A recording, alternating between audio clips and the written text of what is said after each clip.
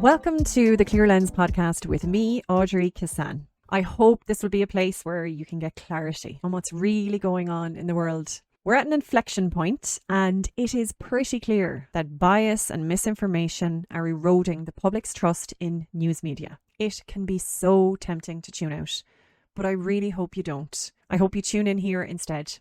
I hope you listen in on the chats I'll be having with experts, leaders and advocates who really are passionate about giving you more clarity on important issues facing us all today. In this episode, I sat with Dr. Tomás MacConmara, an award-winning oral historian, author and lecturer from the best county, my own home county, County Clare. Since he was a teenager, Tomás has made over 1,000 oral history recordings across Ireland and has written several books on memory, including his 20-year work, The Time of the Tans, and in 2020, The Scariff Martyrs. In 2024, with ICANN and the National Museum of Ireland, he published In the Possession of His Every Neighbour, a guidebook for local historians, as well as a history of Cork County Council from 1999 to 2024. In 2016, he was commended by President of Ireland, Michael D. Higgins, as one of 7 recipients who have made outstanding contributions to culture over the last 100 years for a Cultus Forógra na Cóisce Centenary Award. Tomás runs a heritage consultancy with clients across Ireland and internationally, as well as managing the Cork Folklore Project on behalf of UCC. He is recognised as one of the leading oral historians in the country and delivers a regular history slot on RTE's The Today Show. Tomás and I had a wide-ranging and at times profound conversation. We talked about the origins of the occupation of Palestine and how the historical record is actually much simpler than portrayed. The Balfour Declaration is very simply the promise of one people being the British Empire, to a second people being the Jewish people represented by Zionism, of a land that did not belong to either of them. We spoke about the contempt for republicanism in some factions of Irish politics today. Perhaps the starkest example of that was a pre-election interview Micheál Martin did on Virgin Media, in which he claimed there were no two sides to the Troubles, that the IRA was the real villain. In terms of what he said, first of all, it's injurious for a lot of reasons. When Micheál Martin was born, not a shot had been fired by the provisional IRA because they didn't exist. Of course, it was the IRA, but in terms of the provisional movement as it evolved into in the 70s. The first thing I asked Tomás was why history is so important. Yeah, why is history important, Audrey? I guess I've been engaged in one way or another in history since I was probably 8 or 9 years of age. And the way that I became engaged in it was really by just seeing what was around me in my townland in Ballymalone and Tumgraney. And I guess maybe at that time, maybe subconsciously hearing the stories maybe that my father was telling me or my mother was telling me about, my granduncles or my grandfather or whatever it was, like all of the history that I was being exposed to as a young child and as I grew a little older was all, encapsulated in my townland. So I could very much connect the history I was being told, the stories I was being told with the place around me. Be it the Boreen beside me where my granduncle would have gone up with a pony and car, be it traveling down the Commons Hill, down to past the Ming, which is the name of a field. It all had a relationship with place. And, over time, everything that excited me in history, I could see in the land, I could see in the landscape around me. Yeah. And then as I got a little older and I got into, the stories of the War of Independence, the stories of the Revolutionary period, the Black and Tans, equally, that history could be read on my landscape as well. So it was all very real. It was all very, tangible, even though it was stories and marrying with landscape. It was very, very real, even though it was passed to me through memory and oral tradition. And for me, there are many arguments, philosophical, theoretical, social, cultural, psychological, as to why history is important to us at Mm, a general level. But for me, one of the most important aspects of a relationship with history is the way in which it influences our relationship with our place, and it influences a relationship with our identity. So I, at a yeah. very young age, had a real strong sense of being from Ballymalone, Mm, and I knew something of what that meant. I knew something of the people who came before me. I knew that it related to, my identity related to their identity, and I knew how they interacted with the world coming from that place. So yes. all of that, meant an awful lot to me at some form of maybe existential level, where Mm, it influenced my way of thinking. It influenced my I guess outworkings as an individual, because when I got older and started to, even after my leaving cert, for example, and started to go out into the world, I was mm, still very much rooted in an appreciation of place, an appreciation of history, and how it can relate to the most local of place, yeah. and the most personal of place. So that for me is a very important grounding in a relationship with history at a global level, and how you can relate to other people in different parts of the world, and Mm, understand when somebody, for example, is suffering, as we'll talk about tonight. yeah. When somebody is suffering in their own place, how that deepens massively the nature of the suffering. It deepens massively the nature of the injustice when somebody is robbed of their place, is robbed of their identity. If their Mm, freedoms within their own landscape are impinged, then it's all the worse for the importance of that relationship with place. So I yeah. think, if we present two possibilities of a people being connected to place and history, and a people being disconnected from place and history, I think there is a real problem and danger with the latter, because we often talk in this era of the dangers of nationalism, for example, Yeah. where I actually think there's a danger with, of course, any of these terms when they're used are wildly misinterpreted and abused. Um, but there is a huge danger with a lack of a connection to nationhood. There's a danger with a lack of a connection to place. And oftentimes, the people who want to distort that connection or undermine that connection are those who come from, or represent, or embody an imperialistic outlook. Because Yes. to the imperialist, the worst thing you can face is a man or a woman who is deeply connected to the place that you're Mm, occupying. Because that person, the more connected they are to place, then the more resilient they're going to be, the more they're going to fight to defend their place, and the more they're going to fight to retain a connection to that place. And it's really interesting, Audrey. Only today I was reading about Mike Nesbitt. I don't know if you heard this, but Mike Nesbitt was the head of no. the Ulster Unionist Party, made a comment. Now, he may have made it in the last few days, but certainly it was publicised today, about the Irish language having been weaponised for over 100 years.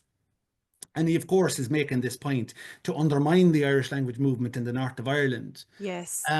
which to me is a hugely ironic fact, and is maybe illustrative of what I just said about the imperial outlook. Hmm. Because you can go back to 1366, to the Statutes of Kilkenny, when there is a codification against the use of the Irish language.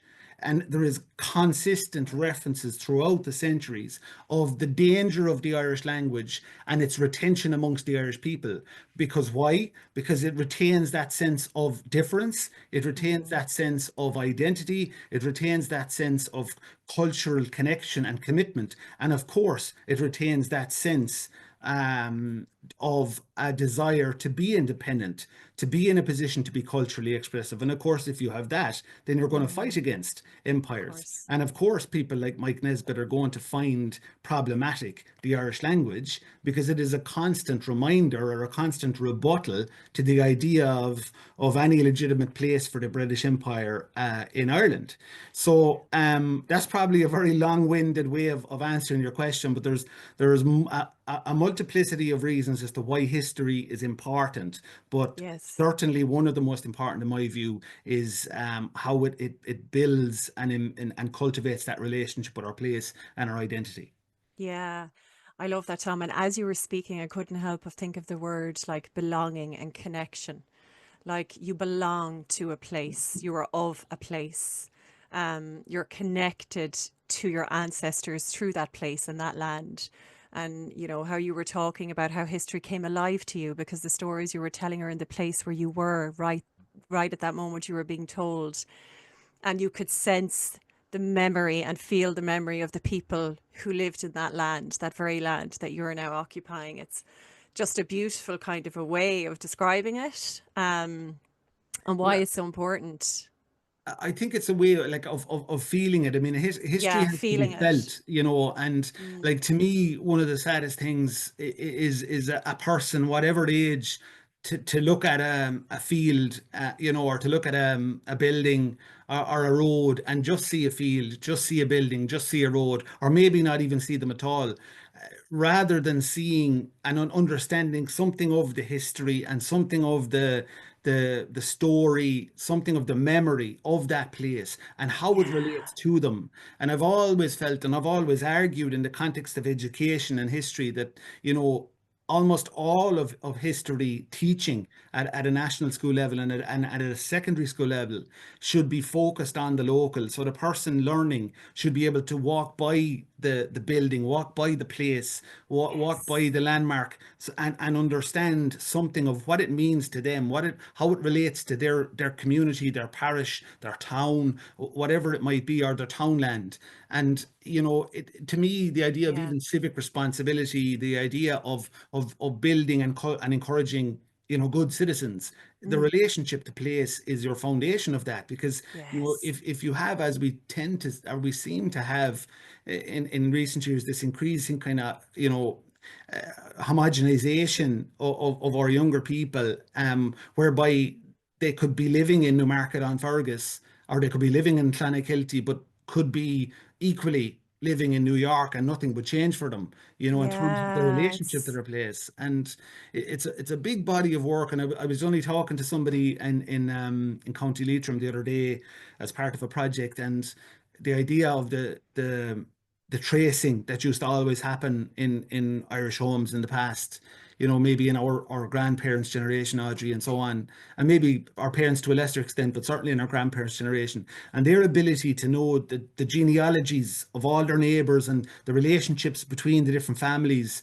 within a community or within a yeah. place, like that has so dramatically changed. And I think within another generation or two generations, you know, the consequence of that loss is going to be very, very profound, because you Mm, may have generations of people who are entirely, you know, illiterate in the context of their own identity. And that's such a profound bereavement for the Irish people, particularly given how strongly connected we were for hundreds and hundreds and hundreds of years, and how that identity and that sense of place and connection was actually, you know, built our ability to absorb years of oppression. Because if we didn't mm, have that yes. strength of identity, we wouldn't have resisted occupation in the way we did for so many centuries.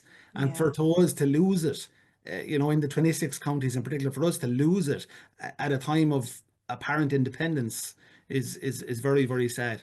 It is. And it's, I think two things are happening at once, or at least that's what I'm observing. And I think for me personally, I think Palestine has sparked a renewed appreciation and curiosity for our own history, particularly in the context of the War of Independence, our own struggle for independence. And it has also connected me to my own personal history in ways that have been personally very profound. As in my great grandfather's role, which you've helped me to kind of develop and understand a lot more as well. Um, and I do see this revival of passion for our history, whereby people are wanting to learn the language, or they're, setting out to kind of learn it, or to learn more about their history. And that, I think I'm the timing of that. I think it's happening at a time where we're perhaps ceding, like you said, we're kind of in this imperialist kind of system at the moment, whereby we're ceding sovereignty to the likes of the European Union, or we're economically beholden to much larger empires like the US. So we lose a little bit of what makes us us. Um, on that, today's Ireland, how do you think today's Ireland is different to the Ireland we set out to achieve when we fought for our independence in 1916? Oh, that's a really, really good question, and a really kind of profound question. Because I guess when we look at the revolutionary period, say, and the period where your great grandfather, the neighbor Mac, fought, um, I think that the revolutionary zeal was really, really strong. It was really strong amongst the men who fought like the neighbor Mac. It was Mhm. really strong amongst the women who fought alongside them and supported them.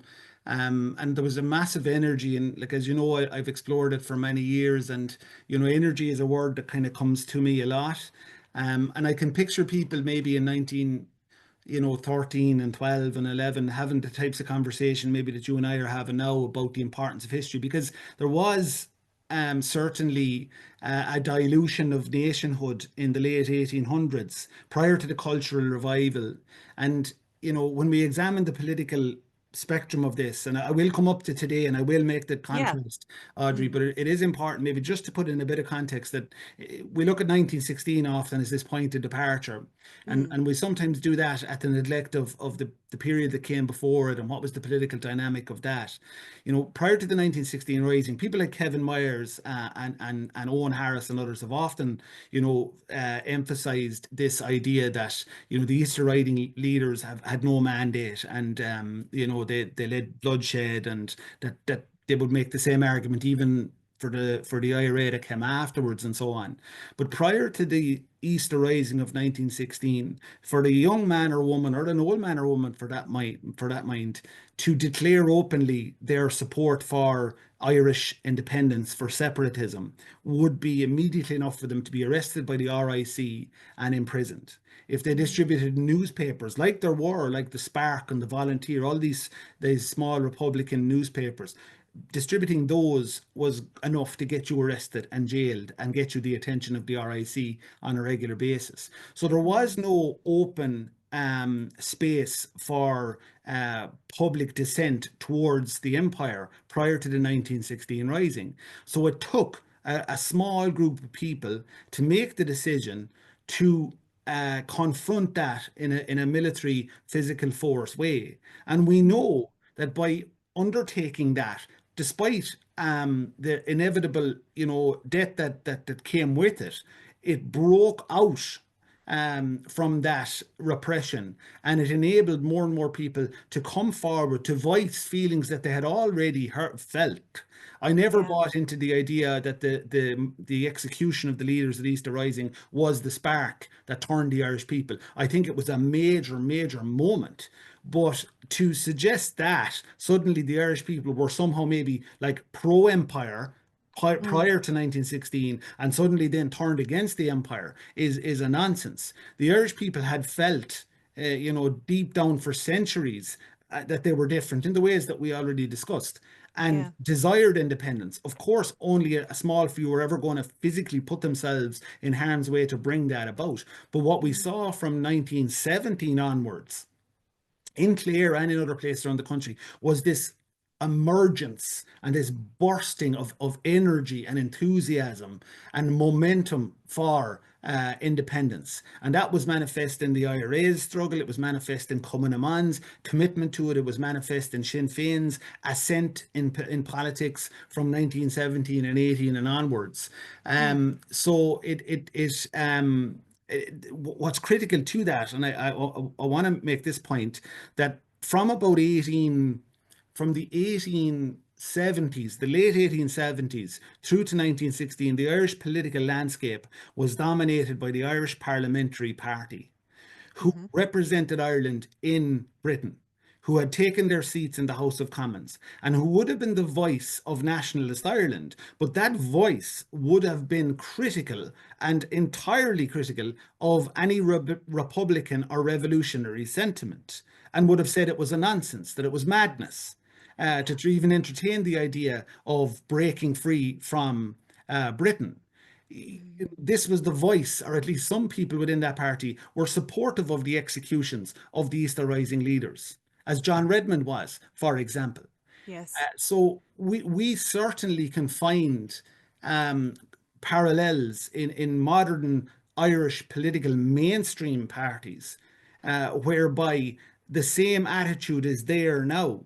It is the Mm. conservative nature. Yes. It is the hold the status quo. It is to ridicule any, expressions of revolutionary thought, of radicalism, or of confronting the system. And we see it not alone in our own country, but we certainly see it in the context of Palestine, where, comparatively, yes, Ireland is seen to be somewhat, as a nation supportive of Palestine, but certainly what the state is willing to do is well below the bar of a people who descend from, Mm.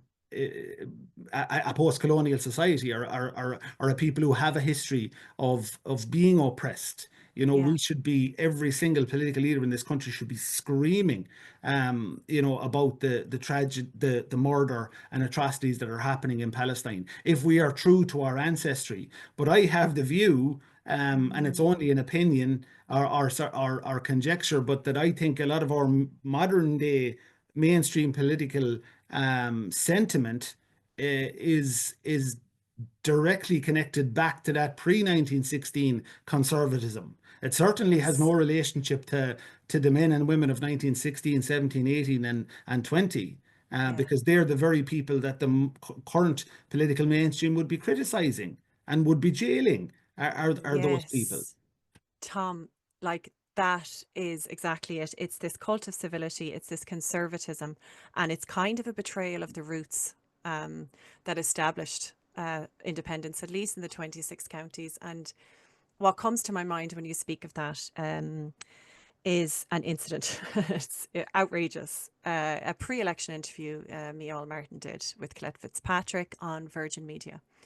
And he spoke about how the IRA committed the worst of the violence throughout the 30 years of the conflict. I don't like calling it the Troubles. That's a whole other kind of topic of discussion, whereby we put these labels on things so that we don't understand what they truly are and we misinterpret them. He said, actually, there's no two sides to this, that the IRA were worse. And he, in that statement, let the British state off the hook. And given what we know, like there's a report that isn't even a year old by the Norwegian Centre for Human Rights, which was convened an international panel of experts. And they found conclusively that British state violence was widespread, systematic, and systemic. Serious human rights violations on a mass scale, the likes of which have never been investigated. The truth has never come to light. That report mentioned how that culture of impunity is so dangerous. A lot of reasons for it. The chief reason is the victims. Of course, they deserve justice. Of course, they deserve the truth. Of course, they deserve all of that. In a kind of a wider societal context, though, the report said that society has a collective right to understand the truth and know the truth. And also, it's important to punish these crimes because we see them being exported. We can see the tactics that were used in the north of Ireland being exported to the likes of the war on terror.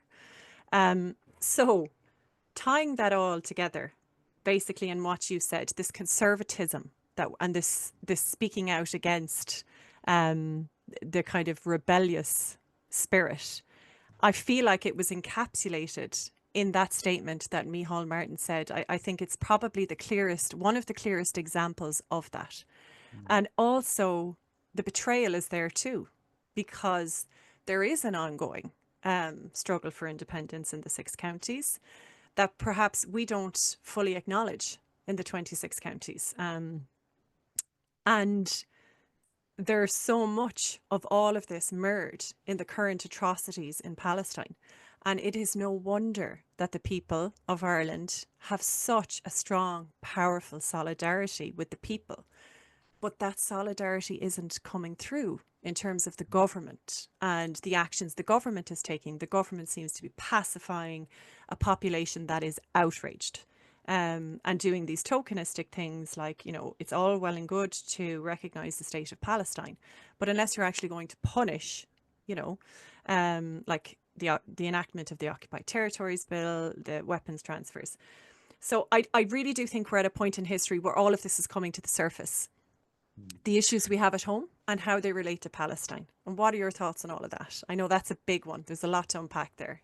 Yeah, no, but I'm very happy to try and unpack it with you, Audrey, because it's really, really important. I mean, I did see actually live, and I don't watch a lot of TV, and I happened to be watching that, Mm. and I thought it was absolutely outrageous. And I know I spoke to a number of Fianna Fáil friends of mine who agreed and shared that outrage. And it's been well established, that a key focus of Micheál Martin's life is criticism of republicanism, and particularly coming up to election time, obviously, Mm. which makes it worse in a way because there's obviously a political motivation behind it as opposed to maybe an authentically held view, perhaps. But Mm. certainly, in terms of what he said, first of all, it's injurious for a lot of reasons. When Micheál Martin was born, not a shot had been fired by the provisional IRA because they didn't exist. Of course, it was the IRA, but in terms of the provisional movement as it evolved into in the 70s, that hadn't been heard of. Mm. And he was, I think it's fair to say, perfectly comfortable in Cork City in the early to late 1960s. During that time, before what we call the Troubles broke out, the British government, with Ulster Unionist authorities, were oppressing Catholics and had Yeah. been for 40 years before Micheál Martin was born, and had been for many, many decades and centuries before that. So the British culpability in the troubles in the north of Ireland is clear, but it's also clear from the very fact that the institutional oppression and injustice had been built by British hands. The north of Ireland from 1922 and three, whenever the six counties were established as a different constituency, it was the British government, as I said, and the Ulster Unionist authorities that created a statelet for Unionist people. And Catholics within that were mistreated and oppressed systematically across all of that time. Yeah. So we know of the civil rights movement. We know, their efforts, which didn't get an awful lot of support from Micheál Martin's party in the late 1960s, were Mm. brutally suppressed. And Yes. and we know, of course, then the litany of British heavy-handed measures that followed. And of course, in a scenario, in a place where a people are rightfully claiming their birthright to be independent and to live as free citizens, will inevitably and always turn to physical force when they don't have any other opportunity. And I think it's fair to argue that in the case of the north of Ireland, that the position of Republicans in late 1969 into 1970 was far more repressive than even the experience in the south of Ireland in 1915 and 16. Because you Yeah. had at that time and over the period that followed, not only a very dense Ulster Unionist population, who had supremacy and an established systematic supremacy. You had British rule in support of that position. Hmm. And you had a free state that had entirely turned its back on the nationalist population in the north of Ireland. So Yes. you pull all those factors together, you see a Republican and a nationalist community that is utterly defenseless. Hmm. And for those people who feel, physical force is the only option for them, they can't Yeah. be blamed in that Mm. circumstance. So all of the violence, all of the death and tragedy and misery and pain that evolves from exactly that political scenario. And Mm. for somebody like Micheál Martin ahead of an election to stop the reporter who had made the very simple and I think sensible point to say that hold on, there's two sides, but he Yes. refused to even accept that there was two sides to the Yes. troubles It's in the north of Ireland. outrageous. It. Absolutely outrageous. Not only was there two sides, but as I Yeah. said, the actual conflict emerges from a systematic oppression that is very much rooted in British rule. And to me, the outrage isn't even just at a political level. It's at the level of the human, Mm. where nationalists and Republicans from the north of Ireland, every Catholic grave, every grave that resulted from British forces or loyalist paramilitaries murdering Catholics because they were Catholics. Mm. All of those graves, have been belittled by that Yes. comment. Yes. And he doesn't have to, to agree, and he doesn't have to turn his narrative around. But to be that stringent, to not even recognize the two sides idea was, I thought, Mm. another step entirely. But I hope you're right in the other point about, let's say, the kind of awakening that seems to be happening. Mm. It's really, really important. And it's very important that, of course, our attention is on Palestine. And, mine has been for many, many years. Yeah. But equally, I do feel sometimes for the people in the north of Ireland, I have many, many friends all across the north of Ireland.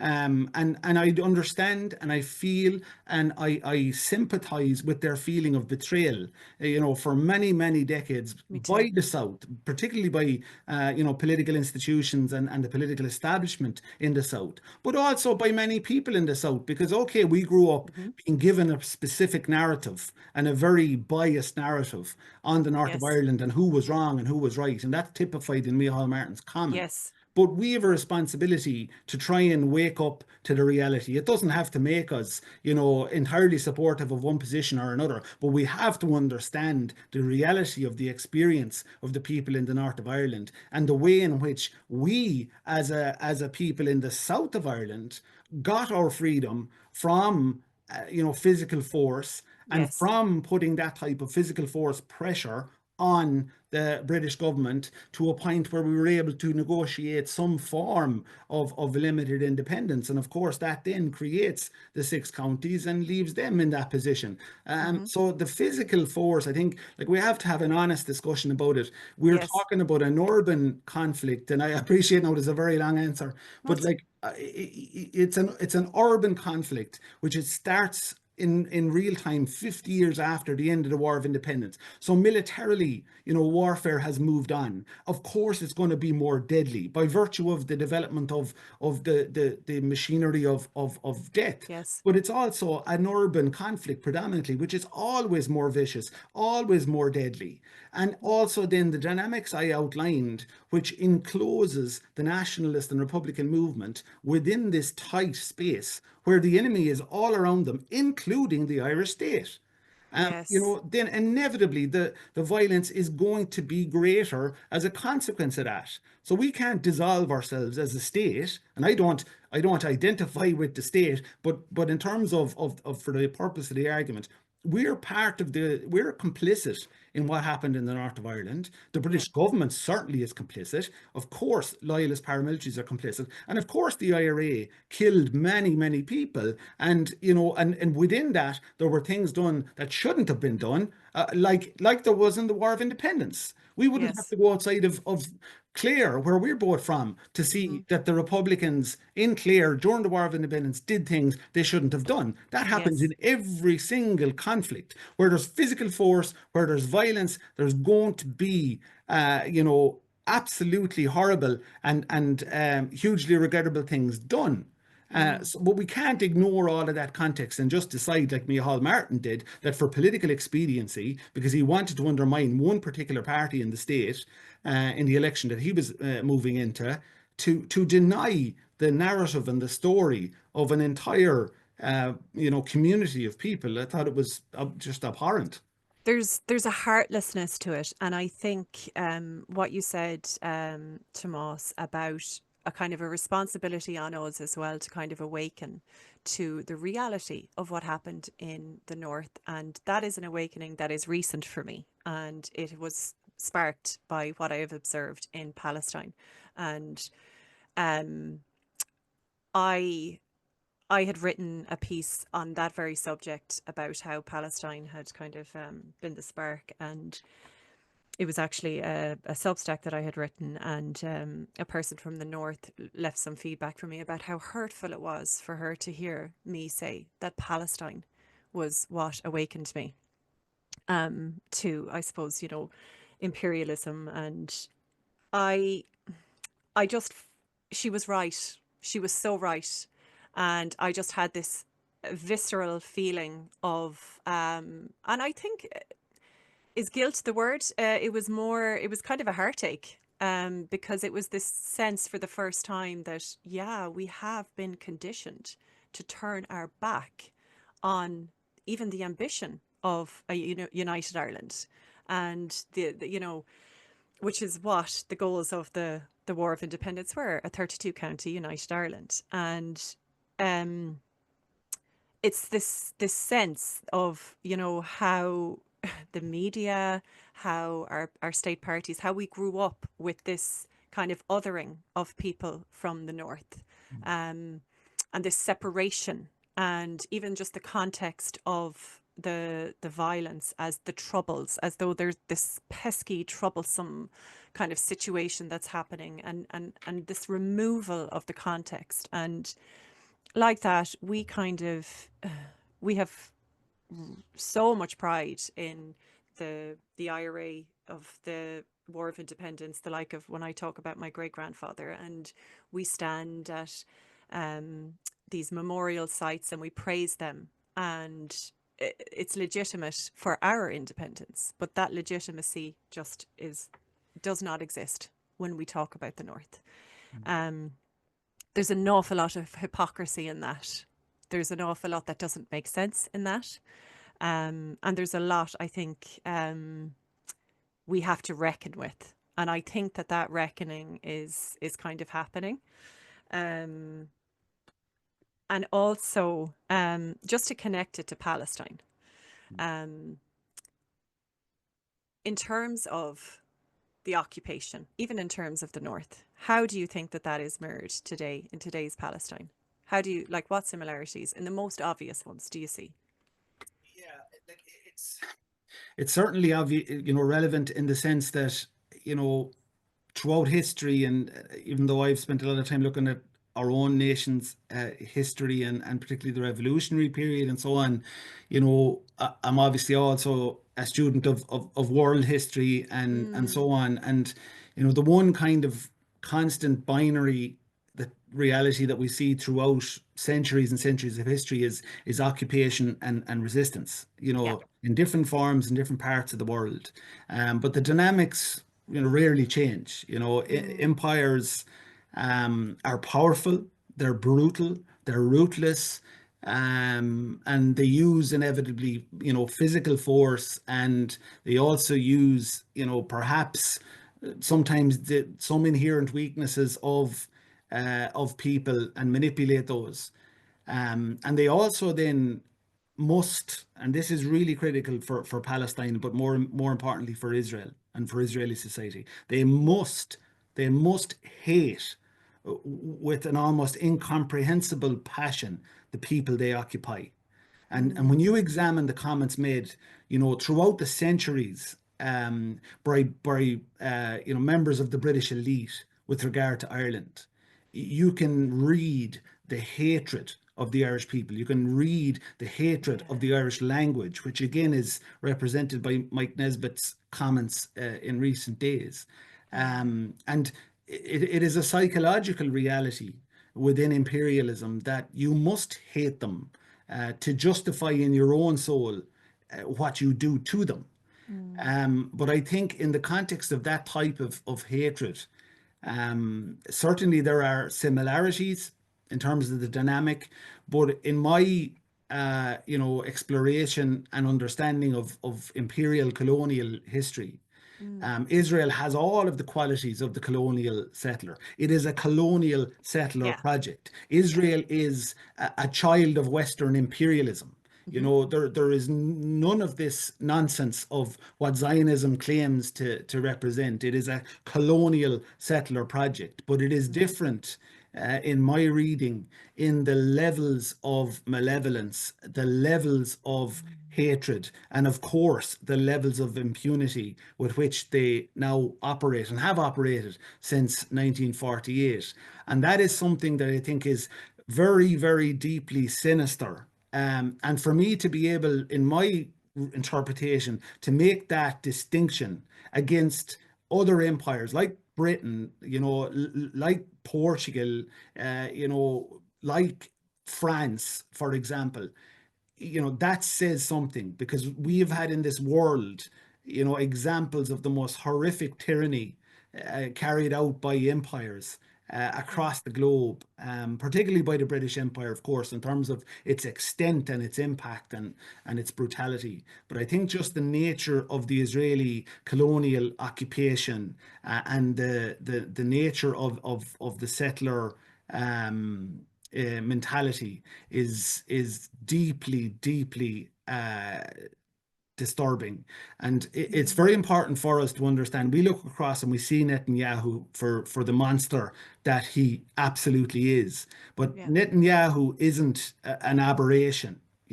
He's symptomatic of Israeli society increasingly. This isn't to say that within Israel there aren't decent people, but Yeah. unfortunately there has been a very careful and a very curated cultivation of hatred of the Palestinian people. And of course, a very manipulative understanding of their own history and an abuse of their own history. And of course, there are many Jewish scholars who have stood against that idea of utilizing the Holocaust, for example, to justify what's Yes. happening in Palestine, which is abhorrent, but it's Mm. repeatedly done by Zionists or Zionist sympathizers. So certainly, Audrey, there's a lot of parallels. There's certainly enough for us to be able to empathize Yes. in our experience of history, particularly in the north of Ireland in more modern context. But we Mm. certainly should, as an Irish people, be able to look through the eyes of people who were colonized and recognize in the Palestinians, or empathize somewhat with their suffering. But at the same time, there isn't an equivalence because the nature, the extent, the depth of brutality and horror that has been inflicted on the Palestinian people in some ways is not comparable even to what happened in Yeah. Ireland because it is so brutal and is so condensed and compressed within a relatively small territory that It's it's the one area perhaps where it doesn't find a parallel uh, yes. in the context of what's been happening there. Yeah, Tom, like I think it's it's so depraved, and what we're seeing being live streamed to our phones is in it. I never really would have viewed the world in terms of binaries of good and evil before this, but what I have seen um on my phone since this has emerged has been like nothing I could ever have imagined. The worst of humanity, um the darkest recesses of your imagination couldn't concoct what we have borne witness to.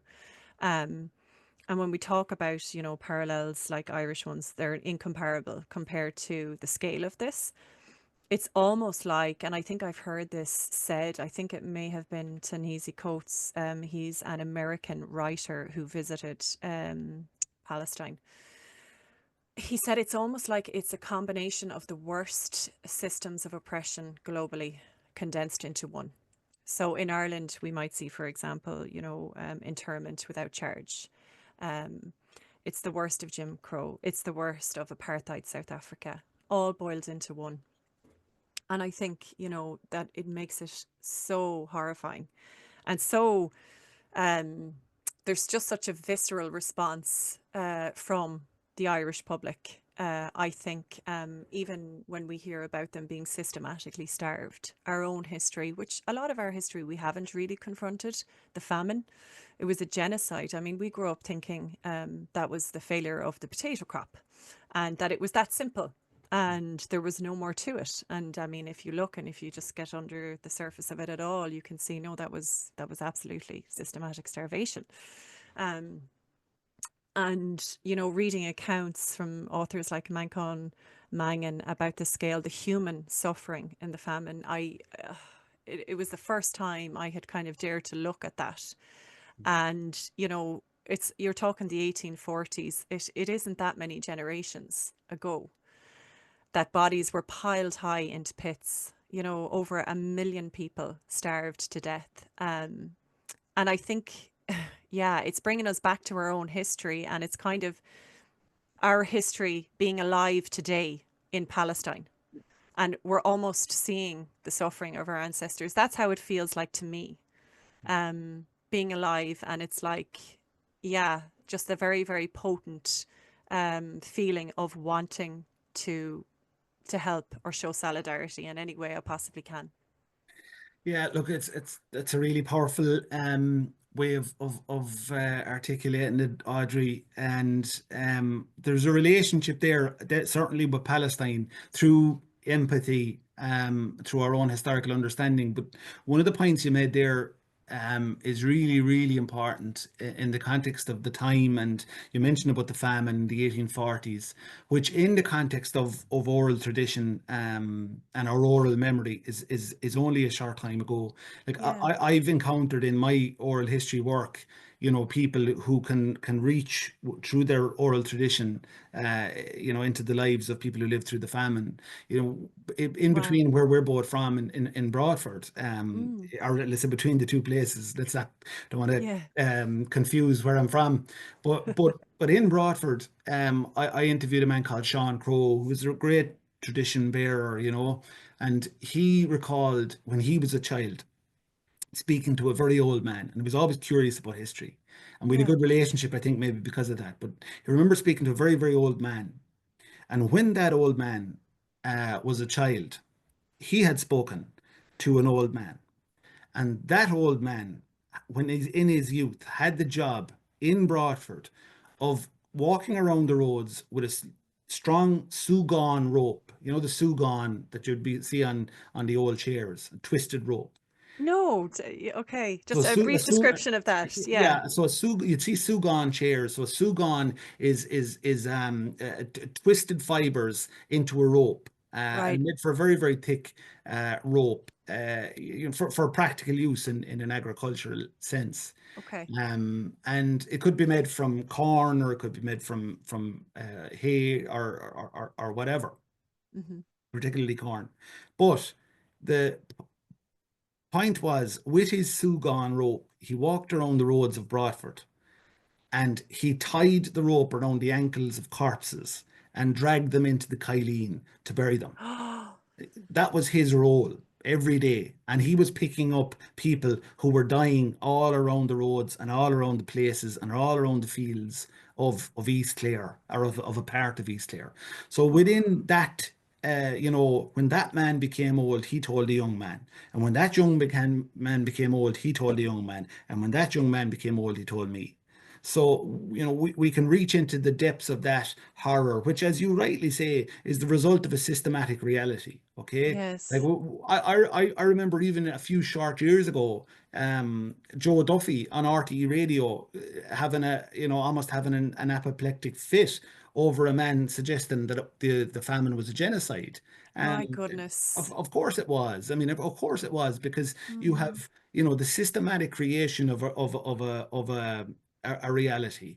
and you have the systematic disregard of what is happening. Because we know there was plenty food. We Of course there know was. that food was exported. We know all of these realities. These aren't tropes. These are realities of that time. The famine is a result of the political infrastructure that had been created to benefit a tiny minority of people over the majority of the native population. Mhm. Now, if we move then to Palestine, what's really important that it's presented often, Audrey, as this sort of ancient conflict. Oh, sure, they're fighting for hundreds of That's years. right. They'll never stop fighting, and that is of course given fuel by the establishment media in the way Yes. in which they speak about it. That it's this Muslim. Complicated. Yeah. Exactly. It's complicated, it's complex, it'll never be resolved. And that of course is the shelter of the coward. It's the shelter of the political coward to talk about obscurity and complexity. Because Mhm. the reality, we talked about imperial dynamics, they're quite simple, in terms of Yeah.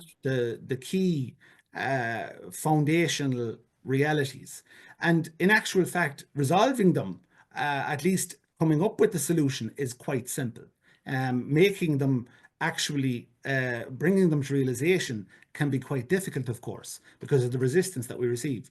But Mm. in terms of the Palestinian reality, we can go to 1948, and certainly a lot more people know now of the Nakba. They know Yes. of the It's a word origin. that's it's Sorry, Audrey. Yeah, it's a word now that's known, right, to far more hmm people, which is really, really important. So if we even take 1948, we must as the starting point of the state of Israel, of course. But even if we want to go back further, let's go back to 1917, to the Balfour Declaration. yeah. The Balfour Declaration was the 2nd of November 1917. Mhm.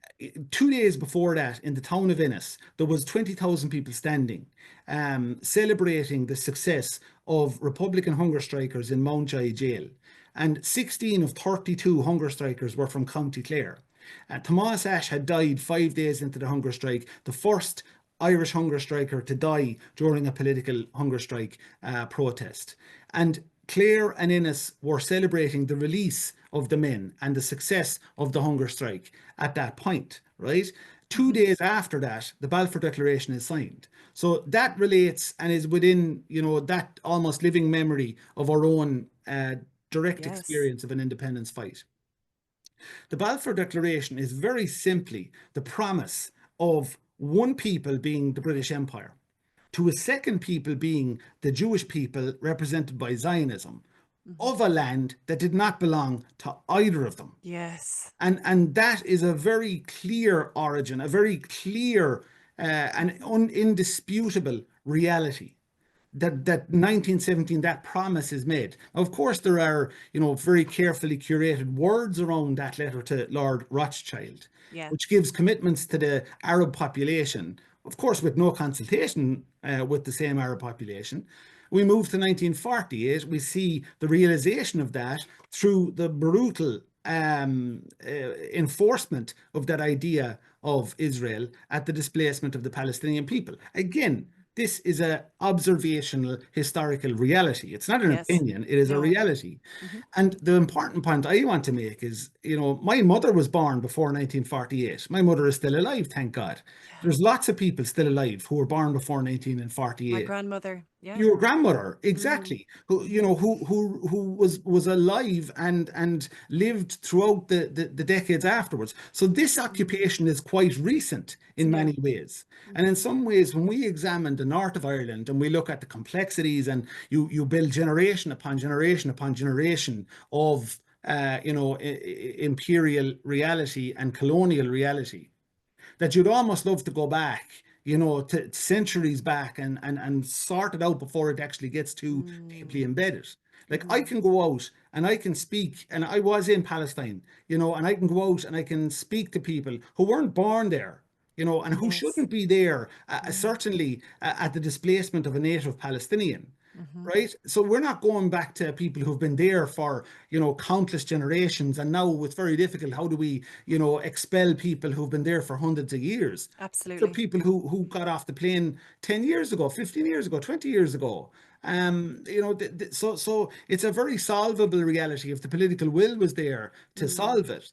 All of the diagnoses are very easy to make in terms of what mm, brought it about, in terms of what the key dynamics are, in terms of where the support comes from, what enables Israel to do what it does. We can mm. all see that. There's no We complexity can. to that. Mm, But where we come back to is the reality of modern day imperialism, modern day colonial settler, and how that political power is still in existence. People talk about the mm. British Empire's gone, the French Empire's gone. It's not gone at all. No, They're it has still there. And changed. they're still struggling to hold on to power. And the demonstration of where they stand in the world, and I'm very sorry for keeping talking here, but Not at all. It's but the point brilliant. is, like, to me, like, you have either one of two outlooks in the world, and you may not be conscious of either of them, but you have a colonial outlook or you have Mm, an outlook of the opposite side who stands against that. And it's absolutely clear that the establishment politicians in all of the formerly imperial countries like France, like Britain, and Germany, and so on, all of them still maintain that colonial outlook. Because when they look at Israel and Palestine, they side with the Israelis, yes, they do. whether they want to say it or not. When Mm, fraud von der Leyen went out and said we side with the Israelis, of course she did, because she hmm is a child of imperialism. That is her hmm outlook. And Yeah. that is where, again, coming back to what we expect from Irish politicians, we should see an immediate opposition to that, because that's where we descend from. And in a very weird way, even though despite all of the horror and oppression, that we suffered in Ireland over many centuries and our ancestors did, I'm glad and I'm proud in a strange way to descend from that heritage Mm, rather than descending from the powerful colonizer, mm, who oppressed Ireland, or oppressed any other part of definitely. the country, or the world. And finally, just and I'll stop now, but I mean, No, you're okay. it's difficult, I know. And I sat down and I tried to speak to many Israelis, and when I was there before, and there's certainly a clear brainwashing, for the want of a better term.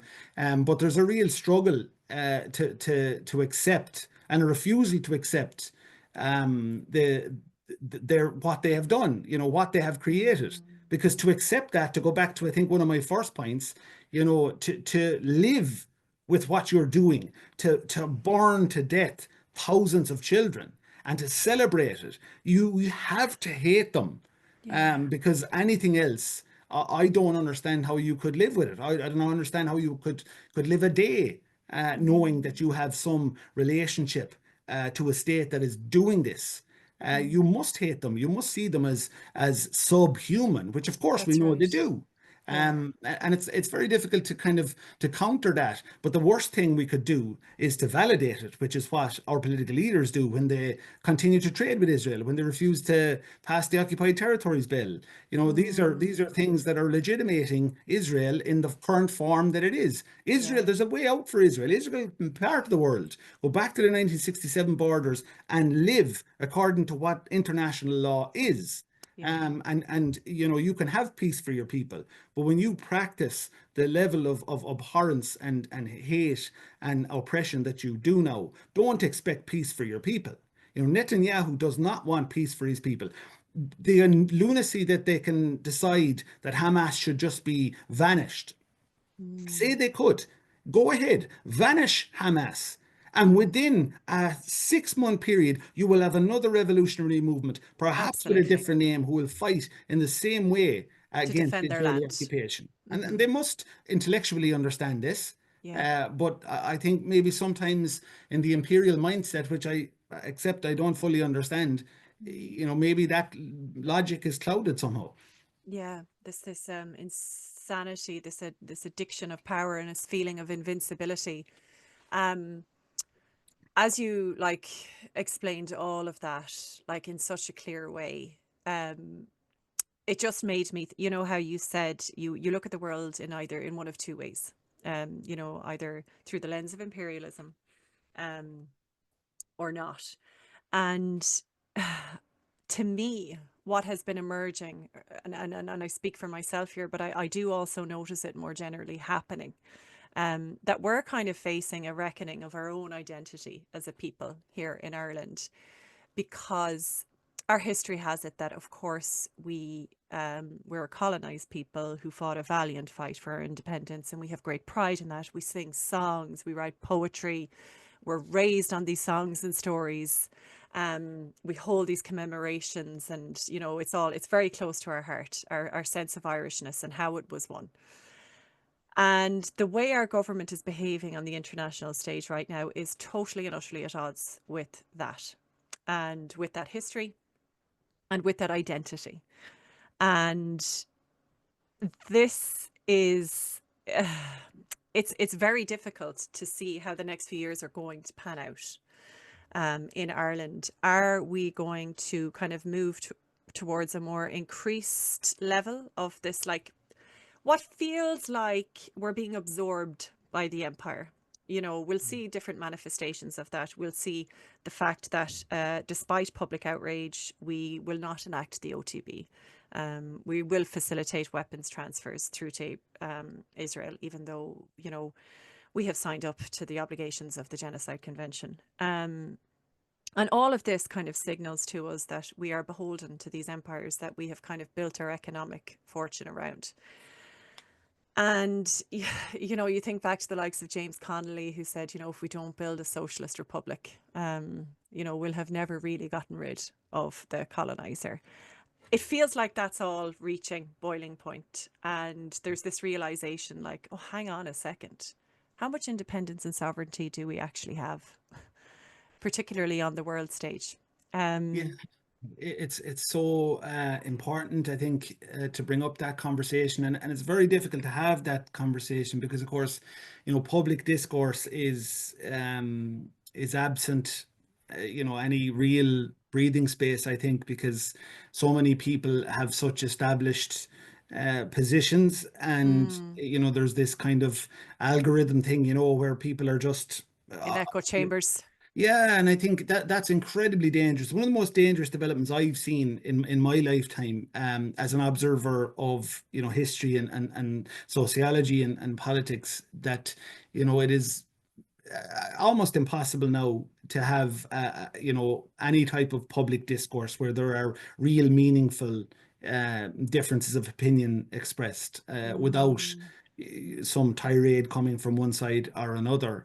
But I yeah. think in the context of identity, there's a real important question to be asked, and it can be discussed very openly and very honestly and without any fear, or at least it should be without any fear Yeah. of offense, because we've talked about identity throughout the whole podcast this evening, and Mm, there is nothing threatening in being proud of identity. In yeah. fact, as I said already, there's, in my view, danger in the lack of it.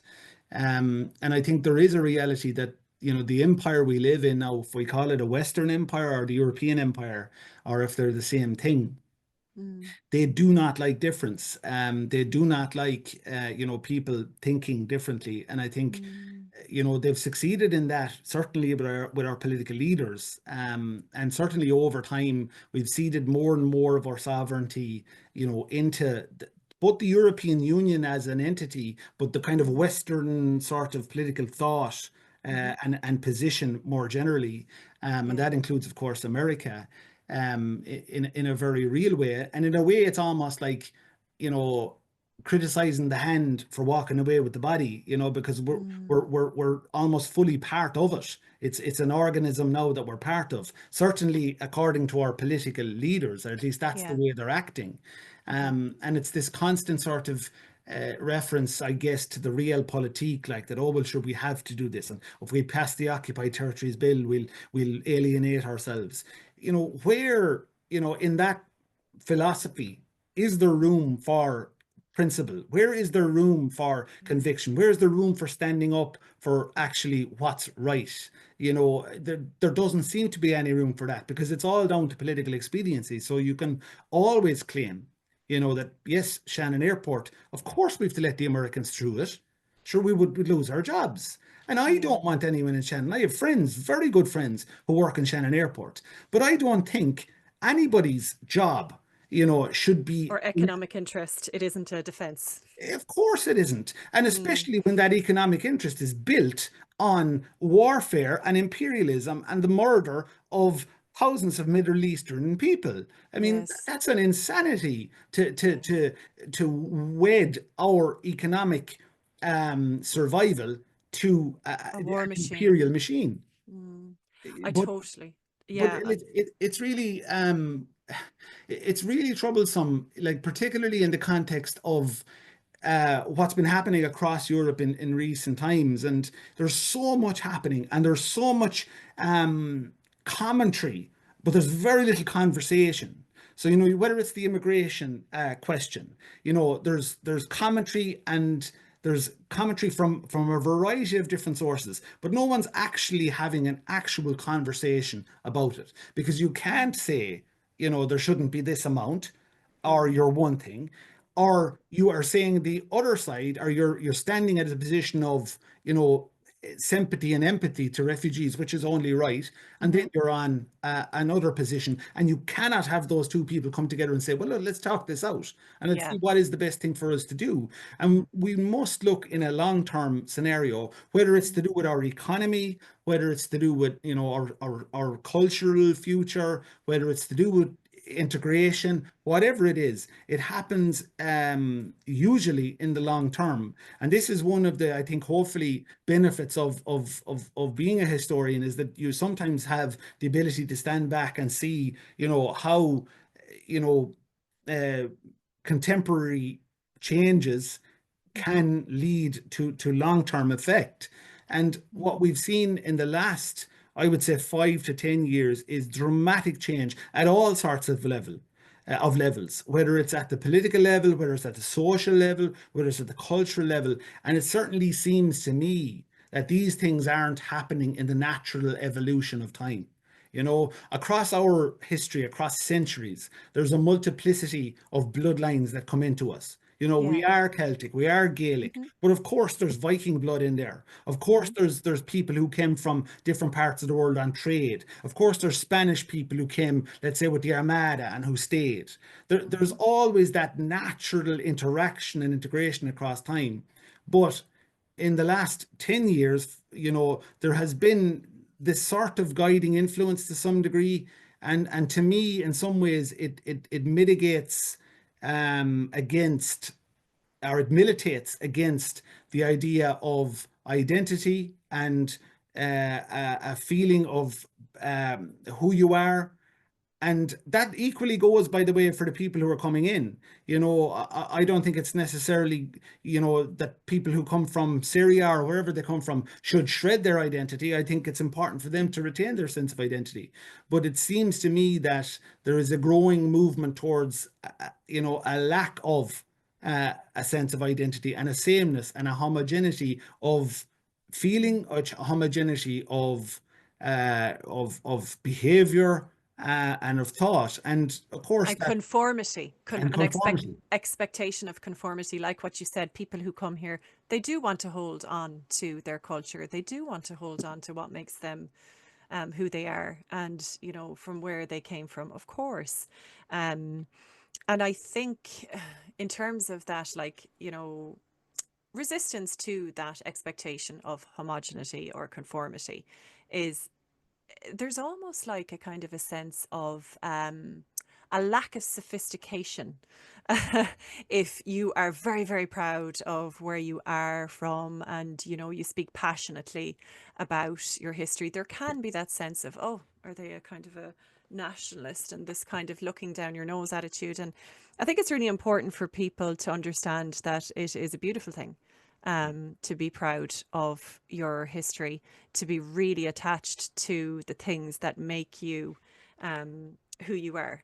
And I think, like you were quoting that man Nesbitt, talking about the Irish language. Like, I mean, the Irish language is core to who we are. We lost it. There's definitely a wound within us collectively for having lost that. And I think, I love to see the revival of that. I love to see people, including myself, jumping back in and trying to learn it. And Well, you know what? Can I just say, because I have a quote here from Thomas Davis, which I think is very relevant to what you were saying, right? yeah. A people without a language of its own is only half a nation. A nation should guard its language more than its territories. 'Tis a surer barrier and more important frontier than mountain or river. So I think there's something very powerful in our language. Now, I mean, like Mm, for me, there's a geography and there's a territory and there's a place, and that's physically, part of the manifestation of identity. But certainly, there are people who can grow up in this country, and whether they're, native Irish people or people who came into the country and have been here, or people have been here for a generation or two, but they can grow up and live their entire lives in Ireland without any connection to the Irish language, without any connection to Gaelic games, without any connection to traditional music, without any connection to Irish culture, folk heritage. And I'm not, of course, saying that you must, but what I am mm, saying is, in deference to what you said, the beauty of what it is, mm, hmm. should be an invitation, Yes. to both native Irish people and people from outside to Yeah. embrace it and to actually, to experience it. And I think what you say about this kind of notion of kind of snobbery, that Mm, almost there's an intellectual, you're almost intellectually aligned when you mm. take a position of internationalism, That's it. you're Yeah. global. And Mm, I think to me that's a position of ignorance because, mm, for me, the greatest foundation of my respect for other peoples all over the world is my respect for my own culture. And yeah. for me, that the respect I have automatically for other people's language, customs, culture comes directly from my own relationship with my place and my culture. Mm, And I think the less connection you have to your own place, wherever you're from, then the less likely you are to respect other people's culture. And it I think just, those people who have that attitude are entirely impoverished in their thinking. mm, And they can cast whatever smear they like. They are mm, losing out, and they've deliberately, or perhaps subconsciously, left themselves impoverished as people. And you're nothing really. I mean, you mm, think you're everything, but you're actually nothing because yeah. you don't embrace anything. You don't embrace a sense of identity or culture.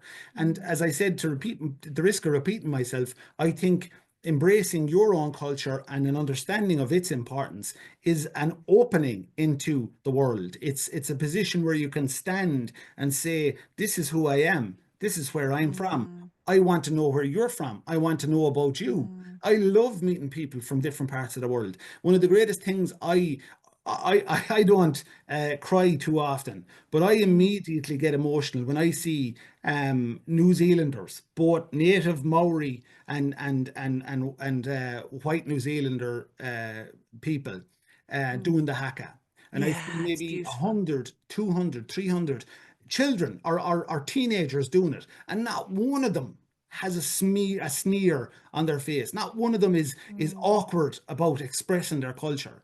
Now, are yeah. you telling me that those people are somehow problematic, that they're Mm, too connected to their culture? That's a mm, nonsense. yeah.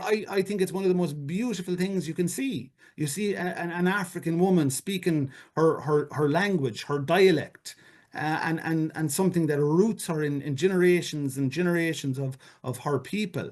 That's one of the most beautiful things in the world. And I find nothing beautiful about somebody who has all of the physical attributes of what we think beauty is today, but has nothing of any depth. It's like the quote of I think it was Dennis O'Donoghue who talked about a piece of literature that hadn't much depth to it. And he said that the first effect of these lines are the only effect they'll ever have, and no amount of pondering will ever make them glow.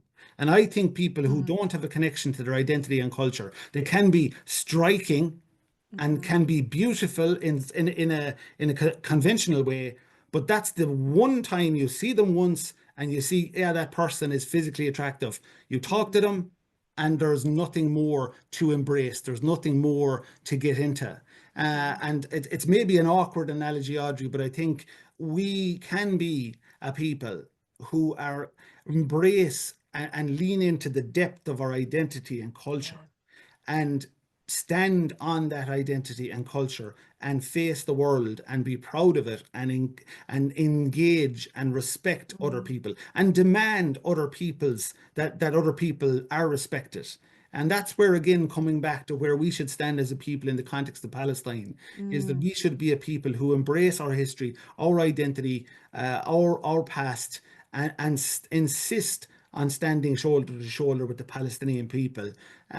Because if we don't, it's a betrayal of everything we've been through. It's a betrayal of who we are, or of our own ancestors, it's a of our own disconnection from it. ancestors. Yeah, I fully agree. And I couldn't help but when you were talking to think there that the closer connected you are to your culture, your land, your place, your history, the naturally more compassionate you are to other people and the more of yourself you see, ironically, in even a vastly different culture, because you recognize and you resonate with the love that other people have for their land, for their language, for their place.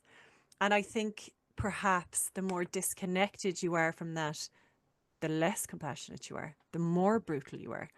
You could never destroy something that you can fully see and appreciate. It's like, when you see the Palestinians clinging on to the olive trees and you see the Israeli bulldozers just flattening them. And the Palestinian people, how they say, they don't belong to this land because they do this to the land. We would never do this to the land. They know and they feel so connected on a soul level to those olive trees that have been growing for years. And I think it is the core actually of our humanity, is the level of connection we feel with the land around us, because it's what connects us. It's like a river of history, our ancestors, and into the future, how we preserve it for those coming ahead, what is right, what's important. And I've often heard it said, how we're disconnected from our language until I don't know, will we ever get it back? Look, miracles happen. But I hear people talk about what we are missing as a people because we don't have our language. There's a lot in our language that speaks to our connection to the land. Words that are specific to it, expressions we had. One thing that springs to my mind, and I'm sorry, I won't go on too long, but something I picked up again. I keep talking about Mancon Magon, but he's been a big teacher in terms of this. How there's 7 different ways to describe a sunset in the Irish language. There was one that I remember, Fáinne Giall an Lay. Like, how descriptive and how beautiful is that? But just the detail in that, 7 different stages of the sunset and different language for all of it. How much appreciation and love do people have for nature to have that? Yeah, it's really beautiful, and I speak Irish now, right? Mm-hmm. I didn't, like, when I was 20 years of age. I didn't. And I wouldn't be grammatically perfect, but I don't care about that. Yeah, When I was 20 or 21, I decided I want to be able to speak my native language, and I do now. And I speak it brilliant. fluently, but that was my whole thing was a cultural thing. So, like, while of course, yeah, I respect completely the grammatical sort of nuances of the language and Mm, so on. My whole thing was to be able to connect myself again more deeply with my culture, to be able to speak my native language with mm, fluency. But even though I'd be a fluent Irish speaker, and a lot of people mm. around me wouldn't be, I'm not in any way close to being as connected to the language as is available to me. And I don't mean that by choice. I just mean the depth is so significant, as you Mm. said about the 7 words for a sunset, Mm. or was it a sunrise? Sunrise, sorry. Yeah, Sunrise, yeah, sorry. yeah, There's yeah. probably I think seven I more for got the it wrong. sunset. There probably is. Yeah. But it's just amazing. I mean, even you take an egg, right? Mm. And you crack any egg, and you'll see that inside the shell of the egg, there's a little thin skin. This the next time you break an egg, you'll Yeah, see the membrane. I know what you mean. Yeah, there's an iron, between the yeah. but there's an Irish word for that, So Yeah. the depth and the specificity of and the intensity of the language is just absolutely amazing. I often use the example of when people say, "Geez, I was Trina Kayla," right? Yeah. And if you actually try to break down in the English language, what does Trina Kayla mean? to me, it's impossible to find English words that represent that. Because if you Yeah. say, let's say, I'm all over the place, that Mm. doesn't really explain I'm all over the place. You know, I That mean, would be like Tom Ngakait, which is yeah, that's the exactly. literal version of it, but that's not what Trina Kayla Correct. is. Yeah. You see, when you consider it, we know what it feels like to be Trina Kayla, right? But when Yeah. you break it down, what is Trina Kayla? Kayla is togetherness. Yeah. Trina is through, smashing through the togetherness. So your togetherness is It's been broken. broken. So like Yeah. it's such a perfect encapsulation of where you're at that moment to be Trina Kayla. My togetherness is Yeah. broken. And it's just, there's like infinite examples of how the Irish language has so much depth to it. And importantly, as you bring up, Audrey, has that relationship with the land. Mm. And, you know, it is immersed in that land. And, you know, I'd be certainly positive about the language and the future of it. Mm-hmm. I think it of course, you would love so many more people to speak it. But I think there's so it's like a lot of kind of campaigns as such, you know, whether it's political, revolutionary, or so on. Sometimes you can just hit a moment, and because it's just Mm. agency, you know, you have, Audrey, certainly huge capacity in lots of ways, but you have the capacity to be a fluent Irish speaker within a couple of years. So Mm. that's agency, and I know it's not easy, Mm. but it's agency. We can do that. Tom Aguirre, Well, Maguelga. Lana Rai Gishmira. And Sure. I remember a man saying to me inside in a public house in Ennis, maybe 20 years ago now, because I was saying Tamagiri or Tamagiri Gael Gowland. Maguelga, Fiasu. Sure. Exactly. And he said, you know, just Lana English and Iraq, Lana English and Iraq. Mm. And now when I meet that man, I'll speak Irish to him. We never speak English to each other, you know. So we That's have that ability, and it's you know, it's easy to say it, but I think there's a there's a there's a motivation there in everything we've spoken about tonight, mm. to do that and to Mm. push that. But it relates more broadly to that idea of identity, that richness that is there, and you know, the idiocy of some people correlating, you know, a sort of a dismissal, or an erasure of that, Mm. and somehow that connecting to progress. Um, you know, Mm. I've never ever, obviously never subscribed to that, but I actually Yeah. think that's a very dangerous sentiment. But I think Mm. there is as I said again, a somewhat global push towards that idea of homogeneity. And Mm. in the same way that the British Empire back in 1366, to remind Mike Nesbitt, wanted to get rid of the Irish language because of its inherent ability to keep the Irish people troublesome. Mm. I think if that keeps us troublesome, then Lanoma de English and Gaelge mar sin, Mm-hmm. you know, my yin and shin made son. But Mm. it's critical, for all of us to embrace, as I said, that culture, that identity, that sense of place, that sense of history, and Yeah. move forward positively with that sense.